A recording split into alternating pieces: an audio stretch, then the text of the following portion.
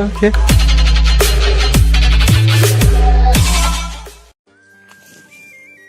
होय हो. हा ही एवढी शेजारची जमीन किती सोन्यासारखी आहे ना. आपल्या जवळ पैशाची तजवीज नाही झाल्यामुळं घेतली नव्हती दुसऱ्याने. अगं आता काय करते, पैशाचं काम आहे. पैसे जमा करणं आपल्याला नाही जमलं म्हणून घेतले दुसऱ्यांनी जमीन.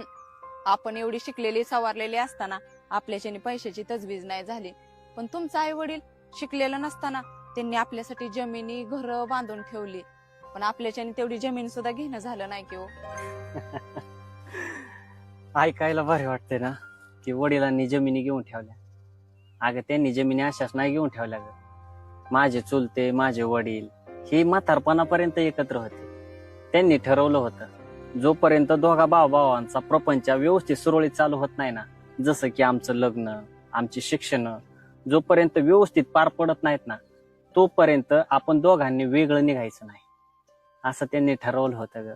त्याचमुळं त्या दोघांच्या ताकदीमुळं जमिनी जागा घरं झाली.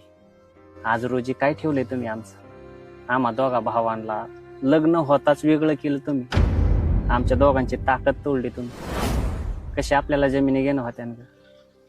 अगं माझे चुलते वडील जर गावातून निघाले ना, तर गावातले लोक म्हणायचे आज हे दोघ जण वाघ निघाल्यात ना, आज काहीतरी खरेदीच करते, आज काहीतरी घेते. पण आज रोजी तसं होत नाही. आम्हा दोघांना बघितलं ना तर लोक म्हणतात आता ह्यांचे भांडणच होत्या, आता काहीतरी ह्यांचं वादविवाद होत्या. म्हणजे आमच्या दोघा भावांमध्ये तुम्ही काहीच एकी ठेवली नाही. अगं ही जमीन गेली असते हातची. अगं 20-25 लाख रुपये लागत होतं फक्त या जमिनीला. आपल्या का 5-6 लाख होतं, त्याचे का 5-6 लाख असत्या. दोघं जण असतो तर 10-12 लाख रुपये घरचं झालं असतं. बाकीचं कर्ज घेता आलं असतं.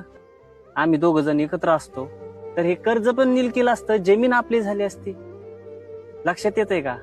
म्हणूनच आमच्या दोघांमध्ये जो तो मी वाद निर्माण केलाय ना, याच्यामुळे आपल्याला आहे ना 1 गुंठा सुद्धा आता खरेदी करता यायचं. दोघा भावांची जोपर्यंत ताकद एकत्र असते ना, तोपर्यंत माणूस काही पण करू शकतो. आता काय जमीनच काय, आपल्याला गुंठा सुद्धा घेता यायचा. खरं आहे तुमचं. मला ह्या गोष्टीवरूनच अनुभव आला.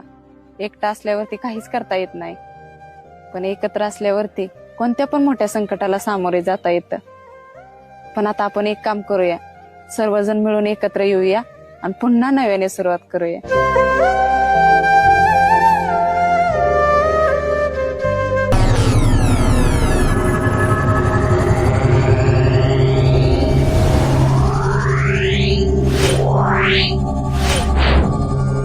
Yeah.